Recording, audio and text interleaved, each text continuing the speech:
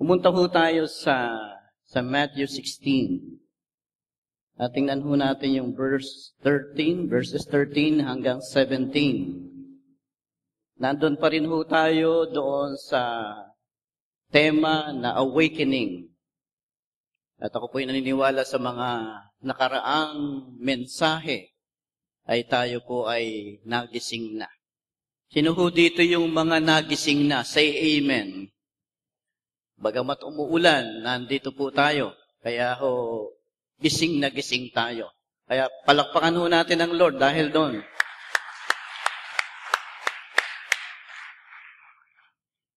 Matthew 16:13-17, kung nakita nyo na po, sabi ho dito, when Jesus came to the region of Caesarea Philippi, He asked His disciples, who do people say the Son of Man is? They replied, some say John the Baptist, others say Elijah, and still others Jeremiah, or one of the prophets. But what about you? He asked, who do you say I am? Simon Peter answered, you are the Messiah, the Son of the living God. Jesus replied, blessed are you, Simon, son of Jonah. For this was not revealed to you by flesh and blood, but by my Father in heaven. Pakahalaga ho na tayo po ay nakikinig ng kanyang banal na salita. At ako'y naniniwala, bagamat umuulan, nandito po tayo, sapagkat gusto ho nating matuto, gusto nating mabago, sa pamagitan ho ng kanyang banal na salita. Kaya napakahalaga po ng pakikinig ng kanyang banal na salita. Sino ho yung every Sunday ay nasasabi ka na pumunta sa church sapagkat nasasabi ka doon sa message ng Lord sa iyo every Sunday. Can you say Amen? Ayun.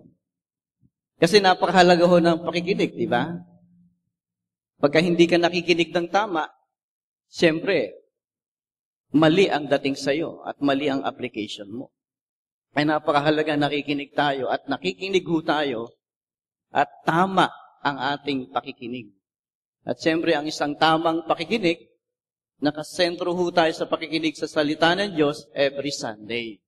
Na yung bawat word na sinasambit ng preacher, binabasa sa salita ng Diyos ay pinakikinggan po natin sapagkat napakahalagang nakikinig tayo ng tama. Okay, sige ho. Pwede ho bang pakitakas natin ang kamay natin? Tas natin, tayong lahat. Tayong lahat. Okay. Tas natin ang kamay natin, tapos ilagay po natin sa batok. Ilagay natin sa batok. Sabi na sa batok eh. Kala ko ho ba makikinig tayo ng tama? Mga kapatid, yan ho ang dahilan kung bakit kinakailangan makinig kayo ng tama. Kasi mali rin ang application nyo pagka hindi kayo nakinig ng tama. So, this morning, pakikinggan natin ang salita ho ng Diyos ng tama. Halimbawa kaya, tinanong ko si Divine, Divine, sino ako ayon sa sinasabi ng mga tao? Maaring isagot ni Divine sa akin dahil asawa ko siya, ay ang sinasabi ng tao ay ganito, kamukha ka daw ni Ryan Agoncillo. Di ba? Siyempre, yun naman ang naririnig niya talaga. Ikaw daw ay pastor ng Taytay New Life Fellowship. At siyempre, sasabihin niya sa akin kung ano yung naririnig niya sa mga tao. At tatanungin ko naman siya, ikaw, sino ako sa iyo? Siyempre, ang isasagot niya sa akin ay yung base doon sa naging relationship ko sa kanya bilang kami husband and wife. At siguro doon sa tanong ko sa kanya, pwede niyang sabihin sa akin na siguraduhin sa akin na ito yung pagkakilala ko sa iyo, ito yung relasyon ko sa iyo, ito yung parang ganito. Tandaan mo, mahal na mahal kita. Yung mga ganon, di ba? Ibig sabihin, sasagot siya doon ayon sa relationship niya sa akin. Ngayon, itong tanong na ito ay tinanong minsan ni Jesus sa kanyang mga alagad. At ito yung binasa natin ngayon. Who do people say I am? At pagkatapos ho nung tinanong niya mismo ang mga alagad, who do you say I am? Siyempre ho, ang sagot ho sa unang tanong ay ikaw daw si John the Baptist, si Elijah, Jeremiah, or one of the prophets. At ang sagot doon sa who do you say I am? You are the Messiah, the Son of the living God. At particular sumagot si Pedro. Alam niyo ho, alam ng Panginoong Kristo na hindi na siya magtatagal dito sa mundo. Ibig sabihin, limitado ho yung time ng ating Panginoon. Iiwanan ho niya ang mga alagad. At siyempre, upang ipagpatuloy yung kanyang misyon, ang magpapatuloy po ng kanyang misyon ay walang iba kung hindi ang mga alagad. Tandaan ho natin yan. At dahil ang magpapatuloy ng kanyang misyon ay ang mga alagad, dito sa partikular na panahon na ito, gusto ng Panginoon na makasigurado dito po sa mga alagad.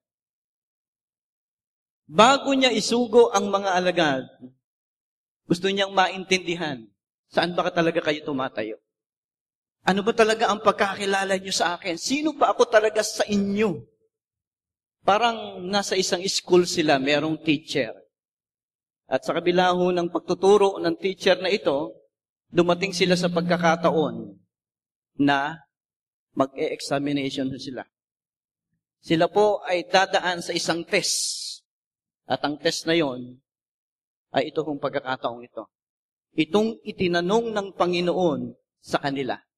Alam niyo bang ang tanong na ito, dito nakabase kung sino si Jesus sa buhay natin. Dito nakasalalay ang tagumpay ng buhay natin dito sa mundong ito. At hindi lang ng buhay natin dito sa mundong ito, at ang kasiguraduhan ng buhay na walang hanggan. Alam ng Panginoon na napakahalagang sagutin nila ang tanong na ito. Kung sino ba ako talaga sa kanila? At sa atin din, bilang mga mananampalataya, napakahalaga po na nasasagot natin ang tama ang tanong ng Panginoong Kristong ito. Alam niyo, marami ng mga Kristiyano hindi nararanasan ang mataas na antas ng buhay pananampalataya. Mataas na antas ng blessings na nanggagaling sa Lord dahil hindi ho nila ma-define who Jesus is sa buhay ho nila. Kaya tingnan ho natin ang unang tanong. Sa verses 13, sabi ho dyan, when Jesus came to the region of Caesarea Philippi, He asked His disciples, who do people say the Son of Man is? They replied, some say John the Baptist, others say Elijah, and still others Jeremiah or one of the prophets. Sino ako ayon doon sa sinasabi ng mga tao? Gustong malaman ng Panginoon, sino ba ako? Ayon doon sa pagkakilala ng ibang mga tao sa akin, yung mga tao dito sa lugar na ito. At siyempre, sumagot sila. Sumagot sila, kayo ho daw, sinasabi ay si Elijah. Alam niyo bakit sinabing siya po ay si Elijah? Kasi ho, ang mga taong ito nakita, yun hong ginagawa ng ating Panginoong Jesus. At nang sabihin siya si Elijah, ibig sabihin, na sense ng mga tao nung panahong yun, na si Jesus ay dakilang tao. Nakita ng mga taong ito kung papaano gumawa ng himala ang ating Panginoong Kristo. Na sa pamagitan ho ng kanyang panalangin, nagkakaroon ng himala. Nanalangin siya, nagmultiply, yung 2 isda, 5 tinapay. Nanalangin siya, tumigil ang bagyo. At ikinumpara kay Elijah sapagkat si Elijah is a man of prayer. At partikular doon sa kanyang mga panalangin sa Diyos, ay yung magkaroon ng himala sa bansang Israel nung pagkakataong yun. Kaya sabi ng mga tao, ikaw daw si Elijah. May nagsabi naman na siya si Jeremiah. Nakita kasi ng mga tao nung panahong yon kung papaano siya umiyak para sa bansang Jerusalem. Ganun na lang ang burden niya. At iniyak niya sa Diyos ang bansang Jerusalem sapagkat gusto niyang ilapit ang bansang Jerusalem o ang Jerusalem sa ating Diyos. Kaya sabi ho ng iba, ikaw si Jeremiah. Bakit? Kasi ho si Jeremiah, siya ho yung tinatawag na crying prophet. Nung pong kanyang kapanahunan, talagang iniiyak niya sa Diyos ang bansang Israel. At nakita nila, at nasense nila yung puso ng Panginoon. Kaya ho, sabi nila, siya si Jeremiah. At may nagsabi naman na siya si John the Baptist, di ho ba? Kasi patay na si John the Baptist noon. Siguro, iniisip nila, nagbalik si John the Baptist. Nagbalik si Jeremiah, nagbalik si Elijah. O some says, one of the prophets. Ang lahat ng mga sinasabing ito ng mga tao sa ating Panginoong Kristo, isa lang ho ang pinupupuntahan. Na inelevate nila ang Panginoong Kristo sa status ng hindi siya ordinaryong tao. Hindi siya ordinaryong tao. Siya isa sa mga propeta. Ibig sabihin, pinakikita nito ang mataas na respeto ng mga tao sa ating Panginoong Kristo nung panahong yun. Siya'y great man. Siya'y isang banal na tao. Nakita nila yung miracles ng Panginoon. Narinig nila yung preaching ng ating Panginoong Kristo. Pero alam niyo hubang lahat ng views at sinasabi ng mga tao sa kanya sa pagkakataong ito ay kapos doon sa pagkakilala kung sino talaga ang ating Panginoong Kristo. Kinapos sila sa tamang pagkakilala sa Panginoong Jesus. Tulad sa panahon ho natin ngayon, napakaraming kumikilala kay Jesus. Pero kapos sa pagkakilala sa ating Panginoong Kristo. Nasabing siya yung tagapagligtas, siya yung kanilang Panginoon. Pero hindi naman talaga nila ginagawang Panginoon ang kanilang buhay. Hindi naman talaga kanilang tagapagligtas. Ni ayaw ngang maniwala na pag tinanggap nila si Kristo bilang Panginoon at sariling tagapagligtas, magkakaroon sila ng kasiguraduhan na pupunta sila ng langit. Pag tinanong mo, masisigurado mo ba na kung ikay mamatay, pupunta ka ng langit? Aba, hindi natin masisigurado yan. Pagpatay na tayo, saka natin masisigurado yan. Kung patay ka na, siguradong nasa impyerno ka. Sigurado yun. Tapos sa pagkakakilala kung sino mismo si Jesus. Alam niyo, tandaan ho natin, ang tamang pagkakilala at pananampalataya sa Panginoon ay nagdadala ho ng tamang buhay. At ito'y nagdadala ng kapangyarihan ng Diyos sa buhay ng isang tao na mayroong tamang pagkakilala at pananampalataya sa ating pong Diyos na buhay. Sino ho dito yung binago ka ng Panginoong Kristo? Can you say amen? Tayong lahat. Tayo nga bang lahat? Bakit kukunti yung nag-amen? Okay? Sino dito yung na-experience mo ang pagbabagong bigay sa iyo ng Panginoon? Can you say amen? Yun. Kasi, pagka ikay kumilala kay Kristo at tama ang pagkakilala mo kay Kristo, tsak, babaguhin ka ng kapangyarihan ng Diyos. Sapagkat ang tamang pagkilala kay Jesus ay nagbibigay ng kapangyarihan galing sa Panginoong Kristo. Even nga yung imposibleng mabago ay nababago. Naikwento ko nga sa inyo isang ilungot. Alam natin yung mga ilungot, namumutol ng ulo yan. Isa hong pinakamataas na ilungot, ibig sabihin, chieftain siya. Ibig sabihin, siya yung namumuno ng tribo. Nabago. Mula doon sa kanyang kaugaliang namumutol sila ng ulo, merong nag-preach ng Word of God, merong misyonaring pumunta doon sa kanila, nakinig siya, nabago ang buhay. At alam niyo, sabi niya, Dati, takot akong mamatay, ngunit hindi takot pumatay. Pero nung nakilala niya si Kristo bilang Panginoon at sariling tagapagligtas, sabi niya, ngayon, takot akong pumatay, pero hindi ako takot mamatay. Why? Kasi yun ang tamang pagkakilala kay Kristo. Ang tamang pagkakilala kay Kristo ay nagdadala ng bagong buhay at naniniwala kung sino si Kristo, siya'y isang tagapagligtas. Takot akong pumatay, pero hindi ako takot mamatay. Ito ho yung imposibleng mabago, pero binago ng pagkakilala kay Kristo. Noong hong Biyernes, pag-uwi ho namin, sabi ni Divine, wala tayong pagkain sa bahay. Wala tayong dinner. Sabi ko, sige, dumaan na lang tayo bumili na lang tayo ng lechong manok. So, bumili po kami ng lechong manok. So, uwi kami, saing.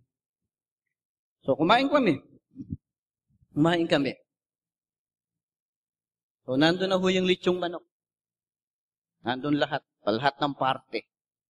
Napansin namin, pagkatapos namin kumain, sabi ni Divine, sabi niya, Han, kinain mo ba yung isang leg? Sabi ko, no. 2 pakpak lang naman yung kinain natin eh. Nasaan yung isang hita? Tingnan mo, hanapin mo. Wala talaga yung hita. Ibig sabihin, talagang totoo pala yung mga modus operandi ng mga iyan. Na talagang minsan yung hita, iniiwan. Yung habang gumaganon, ginagano. Kaya pagka kayo bibili ng lechong manok, uy daw kayo, ha? At alam nyo, kinasasamahan ng loob ko, pinahanap ko yung pinakapaborito kong parte ng chicken, yung puwet. Wala yung puwet. Tingnan nyo, konting bagay, pag-iinteresan mo. Kaya, makita natin yung mga krimen sa panahon natin ngayon na sangkot yung ilang mga kaibigan natin, ilang mga kababayan natin, krimen, lalo na ho sa pera. Kasi doon sa konting bagay, pinag-iinteresan, lalo na ho yung malaki. Pero ang lahat ng mga ito, kung titingnan mo, yung mga taong nandoon, may religion. May kinikilalang Diyos. Pero alam niyo ba ang katotohanan? Ang dahilan kung bakit nagkakaganon sila, ay kapos sila sa pagkilala sa ating Diyos, kay Jesus. Kasi kung talagang tama ang pagkakilala mo sa atin hong Panginoong Kristo, babaguhin ang buhay mo ng Panginoon. Ang pag-asa ng mundong ito ay walang iba kung hindi ang ating Panginoon. Ang pag-asa ng Pilipinas ay pagkilala sa ating Panginoong Kristo, sapagkat ang tunay na pagkilala sa Panginoon ang nagdadala ng tunay na pagbabago. At alam niyo, isa pa sa na-miss nila ay ang katotohanan na si Jesus ay siyang tagapagligtas. Na ito yung sugo ng ating Diyos Ama na ipinadala upang tubusin ang ating mga sala. Na dahil dun sa salang yan, pupunta ka doon sa apoy ng impyerno. Na kung eto ka, meron kang kasalanan. Ngunit si Jesus, pinadala ng Ama upang yung salang yan na nagsisilbing dahilan upang pumunta ka doon sa apoy na impyerno nang mamatay siya sa krus ng Kalbaryo, ay ilipat sa ating Panginoong Kristo upang sa ganon, ang sino mang sasampalataya sa Kanya bilang Panginoon na sariling tagapagligtas, magkakaroon ng buhay na walang hanggan. Yun ang na-miss nila eh. Napakalaking katotohanan na na-miss ng napakaraming tao nung panahong yun. Hindi lang siya dakilang tao. Hindi lang siya mabuting tao. Hindi lang siya ginagamit ng Diyos. Siya yung ating tagapagligtas na magliligtas sa atin mula doon sa apoy ng impyerno. At yun ang isang katotohanan na na-miss even ng panahon ho natin. Na napakaraming tao na-miss ang katotohanan ito. Kaya nga ang pag-asa ng tao ngayon, tayo eh. sabihin natin ang isang napakadakilang katotohanan na ito sa kanila. Kasi ang katotohanan, hindi ho magbabago yan. Naalala ko yung kwento dati. Di ba, napakatagal ng kwento. Isang bata, lumuwas ng probinsya. Pag luwas niya ng probinsya, doon sa province, ando yung lolo't lola niya, ando yung tatay at nanay niya, lumuwas sila. Doon sa province, noon lang nakakita yung bata ng kalabaw. Kaya nung nakita niya yung kalabaw, lapit sa kanyang daddy. Sabi niya, Daddy, ang ganda ng baboy. Oh. Ang ganda ng baboy. Sabi nung daddy niya, anak, hindi baboy yan. Kalabaw yan, kalabaw. Hindi, daddy, oh. Ang ganda-ganda ng baboy. Oh, baboy, ang ganda. Sabi nung daddy niya, hindi baboy yan, anak. Kalabaw yan, kalabaw. Maya-maya sabi ho nung bata, baboy yan, baboy yan, baboy yan, baboy. Nagwala na, baboy daw. Sabi nung daddy, sige na nga, baboy, baboy yan. Ang ganda ng baboy, ang laki, kulay itim, merong sungay. Ang ganda ng baboy, anak. Oh. Alam niyo, sabi ho nung lolo, nung nakita nung lolo, o narinig nung lolo yung pagtatalo. Sabi nung lolo, buti na lang, miski sa paniniwala ng aking apo na yung kalabaw ay baboy, hindi pa rin nagbago ang pagiging kalabaw nung kalabaw. Alam niyo ho bang ang katotohanan, miski na napakaraming hindi naniniwala, katotohanan pa rin. At ang hindi nagbabagong katotohanan ay itong Jesus na ito, yung ating tagapagligtas. Gusto ko po kayong gisingin, mga kapatid. Pakikilitin nyo nga sa tagiliran kung katabi niyo lalaki at kung katabi niyo babae. Pakikilitin. Sabihin, gisingin nyo. Para marinig tong katotohanan ito. Napakatagal na nating alam. Ang hindi nagbabagong katotohanan, ang ating Panginoong Kristo, ang tagapagligtas. Hindi nagbabago yan. Baka kala natin nagbago na. Hindi naman talaga nagbabago katotohanan. Pero napakaraming Kristiyano ang nagbago sa treatment sa katotohanan. Si Jesus ang tagapagligtas, kailangan ng tao ang tagapagligtas. Pero gumising tayo. Hindi nagbabago ito. Ito pa rin ang kailangan ng tao. Isang tagapagligtas. Ang tanong, ano yung ginagawa natin? Ano yung ginagawa natin? Tandaan ho natin, maraming tao kapos ang paniniwala at pagkilala sa Panginoon. At alam niyo kung sino ang magtatama niyan, sino ang gagamitin ng Lord para magtama ng katotohanan yan. Tayong iba, bilang mga tayo bilang mga mananampalataya at ikaw yan. At lahat ng nakakarinig nito, pumalakpak ng malakas sa ating Panginoong Hesus.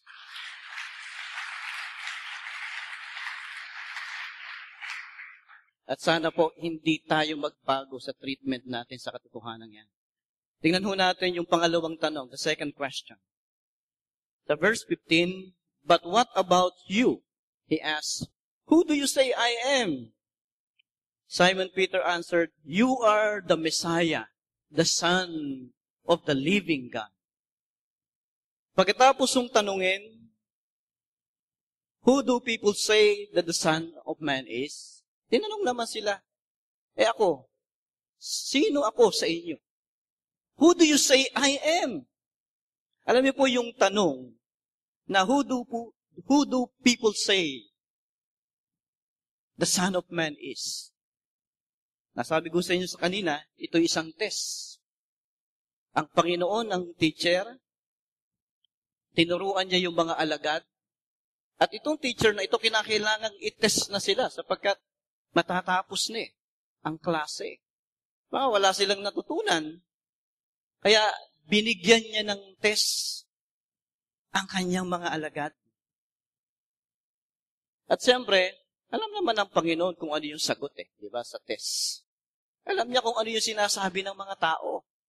Siyempre, teacher siya, alam niya yung sagot doon sa test. Sino yung teacher nag-test tapos hindi niya alam ang sagot? Wala, di ba? Kaya kung kayo, sino mga estudyante dito, say amen. Okay, may suggestion ako sa inyo. Tanungin niyo yung teacher niyo, Ma'am, alam ba, nag-test. Tanungin niyo yung teacher niyo, Ma'am, alam niyo po ba sagot doon sa test na tinitake namin? Siyempre, sasabihin ng teacher, oo. Sasabihin niyo, ma'am, bakit tinatanong niyo pa? Palagay ko, bagsak kayo. Ibig sabihin, alam niya sagot. Alam niya kung ano yung sagot doon sa kanyang tanong. Alam niyo dahilan kung bakit tinanong niya pa ito? Upang magkaroon ng mga alagad ng pagkakataon na maikumpara ng mga alagad ang pagkakilala nila kay Jesus at pagkakilala ng mga tao sa paligid nila.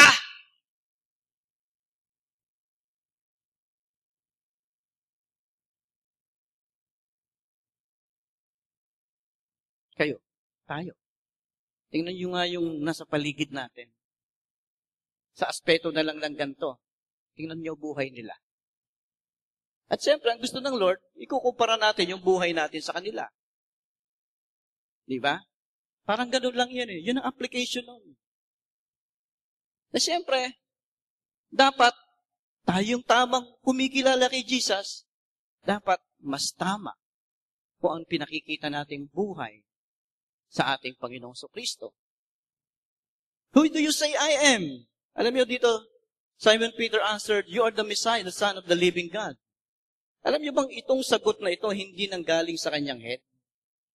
Kundi sa puso niya. Ano hong ibig kong sabihin? Kasi pwede sabihin ni Peter, Panginoon, taga-Galilee kayo, di ho ba? Panginoon, kayo anak ng karpintero at medyo mas mataas.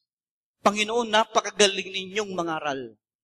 Napakagaling ninyong teacher. Ikaw'y dakilang tao. Marami hong pwedeng isagot si Peter. Pero sinagot niya ang Panginoon ayon doon sa laman ng kanyang puso. At yung tunay na pagkakilala niya sa Panginoon. Ikaw ang tagapagligtas. Ang anak ng buhay na Diyos. Maaaring sabihin niyo, Panginoon, hindi ba pwede rin sabihin ng iba yon? Simpleng-simple naman yung sagot ni Peter. No, hindi ho simple ang sagot ni Pedro. Tandaan natin, ang okasyon ng panahong yon, maraming tumutuligsa sa Panginoon. Maraming hindi naniniwala sa Panginoon yung mga religious leaders against sa ating Panginoong Jesus. At kung merong isang tatayo at sasabihin, you are the Messiah, the Son of the living God, big deal sa kanya yung sasabihin niyang yun. Kasi lahat halos against sa atin ng Panginoon. Ibig sabihin, nang sabihin ni Pedro ito, doon sa madla sa harapan ng ating Panginoon at maraming tao, mga kapatid, ito'y big deal sa ating Panginoon o kay Pedro. Alam niyo bang merong napakalaking diferensya doon sa confession ni Peter at ang confession ng mga tao ng panahong yon? Siyempre, yung confession ng mga tao, baliwala sa kanila yon. Hindi ume-epekto sa buhay nila. Pero itong confession ni Peter, umepekto sa buhay niya, at hindi lang sa buhay niya, kundi sa buhay ng church, sa buhay ng mga mananampalataya, sa panahon nila at sa ating kapanahunan. Na itong Jesus na ito, ang Messiah, the Son of the living God, sa iyong tagapagligtas, sa iyong dapat pag-alaya ng buhay, sa iyong dapat gawing Panginoon at sariling tagapagligtas ng buhay. At siyempre, hindi lang basta confession yan. Nang i-confess niya ang bagay na yon, meron pong kasunod na commitment. Commitment na susunod siya sa Panginoon Commitment na Panginoon, ako'y disciple ninyo. Siyempre, dati na nyo akong disciple. Pero ngayon, sinasabi ko sa inyo, ikaw ang Messiah, the Son of the living God. Ayun ho'y merong mataas na antas ng commitment. Marami hong Kristiyano, ang daming kino-confess, ang daming sinasabi sa ating Panginoon, pero lagi namang nakabukas ang option. Maring kumakanta tayo dito sa church, praise and worship tayo, nagpe-pray ho tayo, nakikinig tayo ng sermon, pero ang problema, naghe-hesitate tayo, nagdadalawang isip tayo na gumawa ng commitment. Naggumawa ng pagtatalaga sa atin hong Panginoon. Laging nakabukas ang option.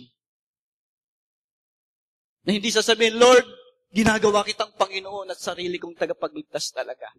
Sa iyo na ako. Ikaw ang aking Panginoon, O Diyos. Susundin kita. At kung meron mang mga mali sa buhay ko, Panginoon, dahil ikaw ang Panginoon ko, bigyan mo ko ng lakas na itong mga maling ko ito'y ituwid. Bigyan mo ko ng kapangyarihan para matuwid ang mga pagkakamaling nagagawa ko sa iyo, Lord. I commit my life to you.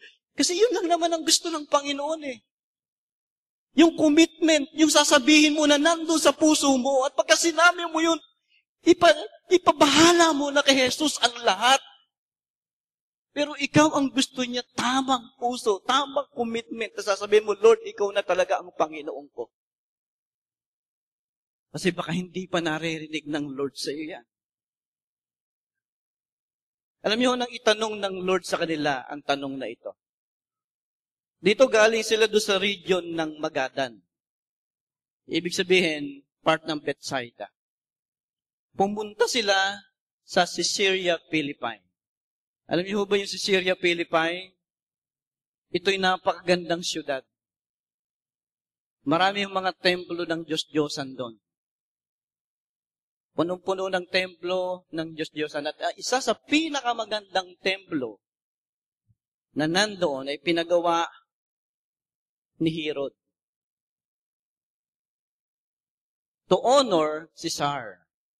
Napakaganda. Marble. Gawa sa marble ang templong ito. Upang i-honor si Caesar, yung Roman Emperor noong time na yon. At alam niyo ba doon sa templong yon, kinukonsider nila na si Caesar ay isang Diyos. Siya'y anak ng Diyos.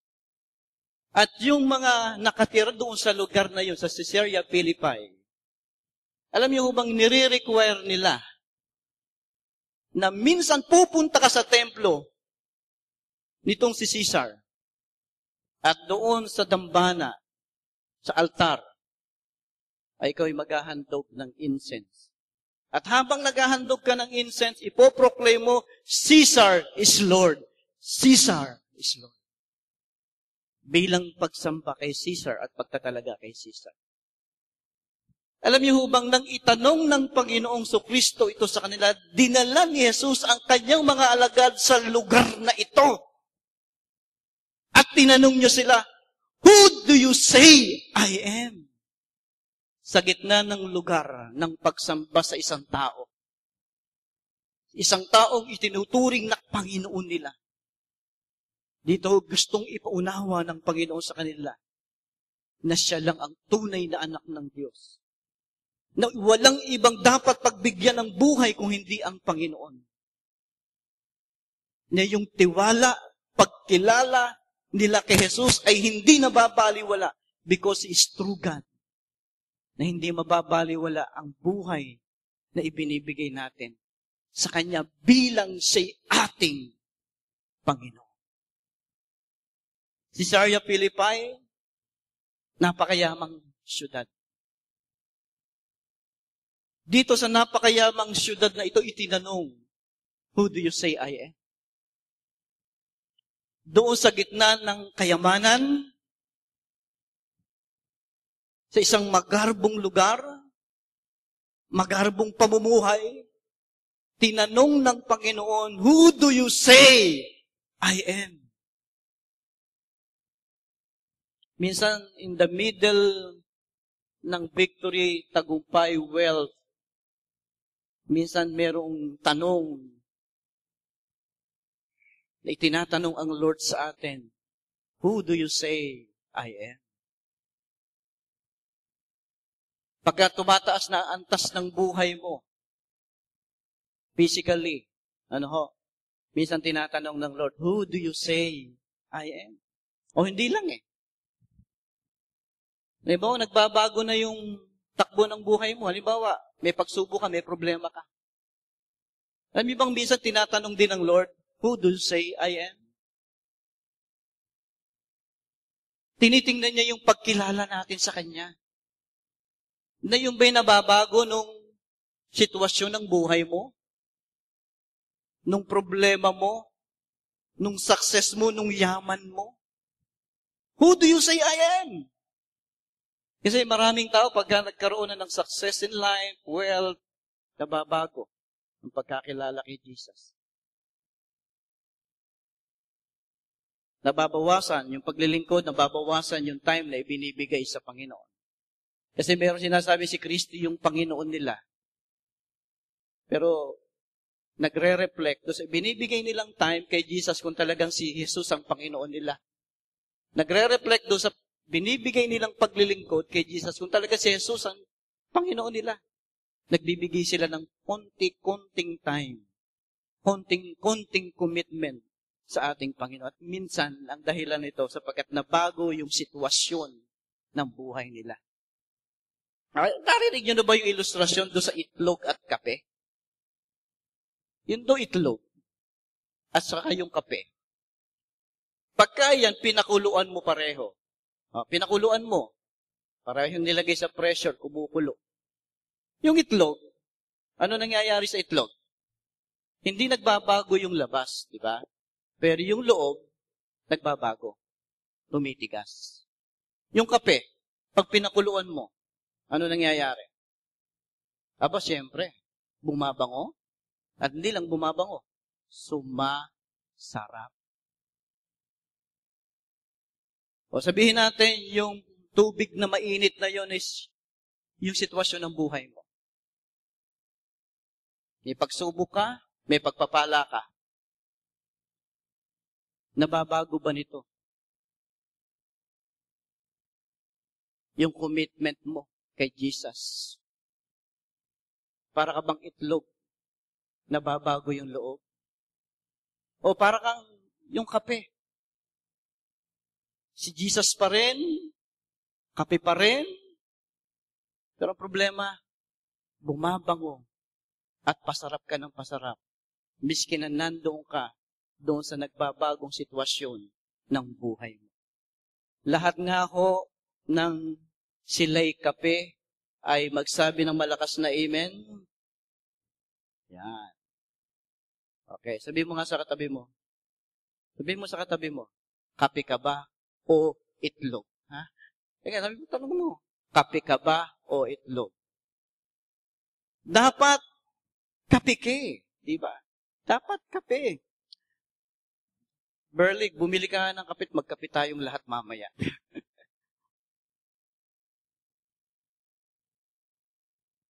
Dapat ho, ang pagiging Panginoon ni Jesus, hindi nakasalalay sa sitwasyon ng atin mga buhay. Tayong lahat ay tumayo. Tumayo tayong lahat.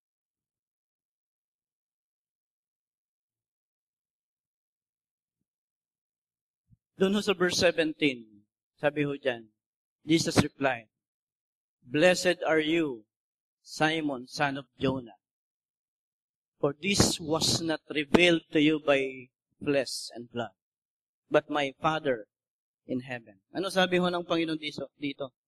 Blessed are you. Pinagpala ho niya si Peter sa pagkakataong ito. Dahil doon sa kanyang confession, binless niya si Peter. Ano yung bang ang blessing? Ito'y nanggagaling sa tamang confession. Sa tamang commitment. Who do you say I am? Okay? Maaaring tinanggap na natin si Kristo bilang Panginoon at sariling tagapagligtas. Pupunta ka ng langit. Alam mo yun. Hindi na mababali na ikay pupunta ng langit. Hindi mababago ang paniniwala mong pupunta ka ng langit. Sino dito pupunta ng langit? Say amen. Sino gusto ngayon na say amen? Muna. Wala namang problema dun eh. Pupunta ako ng langit. Pero, gusto mo ba yun lang ang gawin ng Lord sa'yo? Pupunta ka lang basta ng langit. May mga bagay na gustong gawin ng Diyos sa buhay niyo. Sa buhay natin. Hindi lang tayo pang langit, pang lupa ka rin. Ewan ko sa inyo, gusto nyo panlangit lang, pero ako gusto ko panlupa din ako.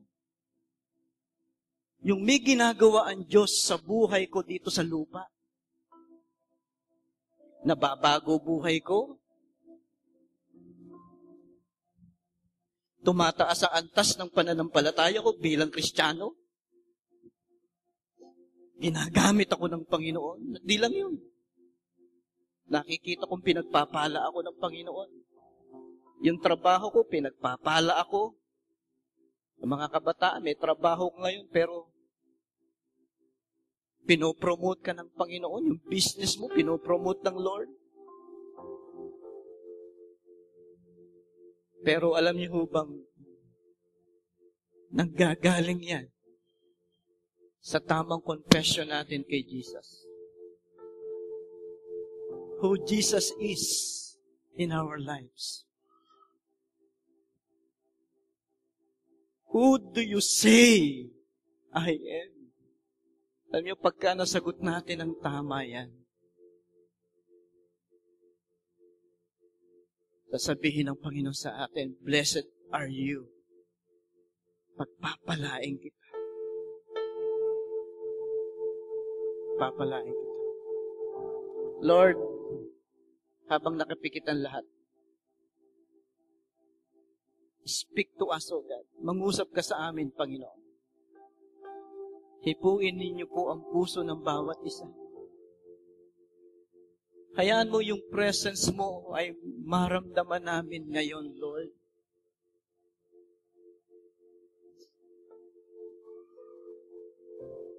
Meron kang tinatanong sa bawat isa dito sa amin, Lord, hindi lang ang mga alagad, hindi lang kay Pedro. Kami bawat isa na naririto. Personal mong tinatanong ngayon, Lord.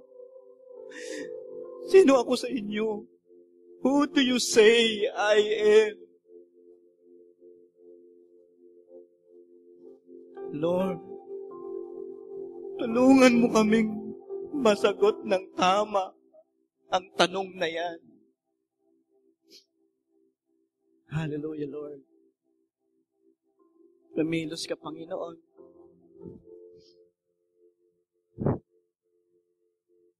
Gusto naming sagutin ang tama ang tanong na yan, Lord. Bigyan mo kami ng kapangyarihan, Panginoong Jesus. Ikaw ang mangusap sa bawat isa. Kung kulang pa kami, Lord, sa commitment namin sa iyo, Panginoon. Gumawa ka sa buhay namin. Bigyan mo kami ng kapangyarihan, Lord, upang maitama namin ang commitment namin sa iyo, Lord. Upang pag tinanong mo kami, who do you say I am? Masasagot ka namin, Lord, ng tama. With commitment na ibibigay mo namin sa iyo, Panginoon Jesus. Thank you, Jesus. Thank you, God. Thank you, Lord. Pwede ho bang doon sa kinatatayuan ninyo? Pwede yung itaas niyo yung inyong kamay. Kung gusto niyong ibigay once again ang buhay ninyo sa Panginoon this morning. Sige po. Oh God, yes. Lord, maraming nagtaas ng kamay. Siguro hindi kalabisang papuntahin ko po kayo dito sa unahan. Sige po, sige.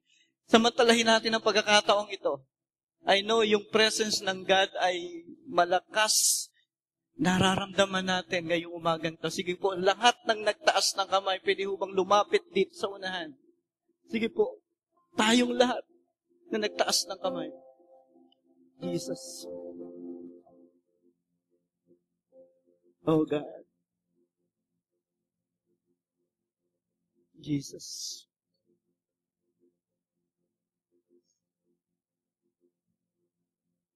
Panginoon, tingnan niyo yung puso namin. Inaamin po namin. Maaring tama ang pagkakilala namin sa iyo. Na tunay na ikaw ang tagapagligtas. Ikaw yung Panginoon. May mga bagay na ginagawa kami para sa iyo. Pero laging nakabukas yung option namin, Lord. Lagi po.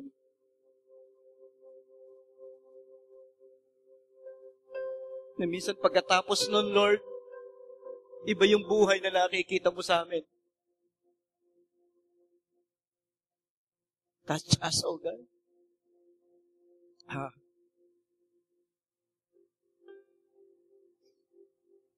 Tumilos ka sa amin, Lord. Tama ang paniniwala namin sa iyo. Pero Lord, itama mo rin ang buhay namin, Panginoon.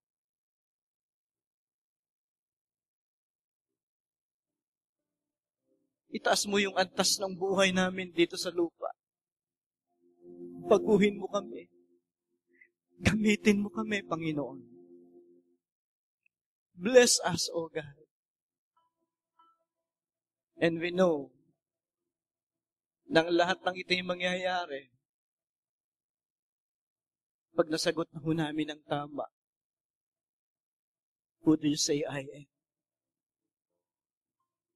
Lord, hayaan mo masagot ka namin ng tama sapagkat kumikilos ka sa buhay namin. Binabago mo kami, Panginoon Jesus. Lord, thank you, God. We commit our lives to you this morning, O God. Binibigay namin ang buhay namin sa iyo. Kung meron kang nakikitang kasalanan na nando sa buhay ng bawat isa, pagkakamali, anything na nagiging sagabal para pagpalain mo po sila, i-confess namin ang tama na ikaw ang aming talagang Panginoon. Lord,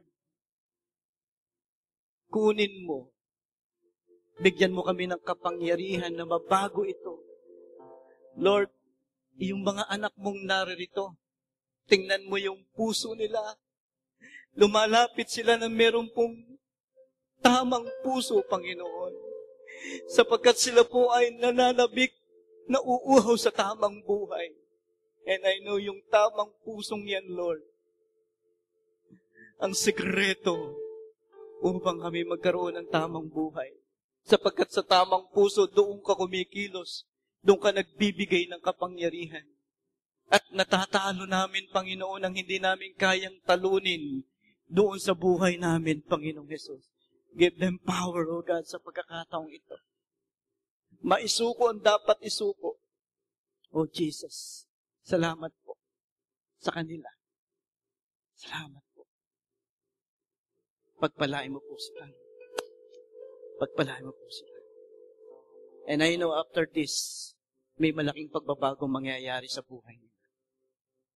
Meron, Panginoon. Meron, Lord. Sa pangalan ni Jesus. Pangalan ni Jesus. In Jesus' name we pray. Ang lahat po magsabi ng Amen. Palakpakan natin si Lord. God. God. Jesus.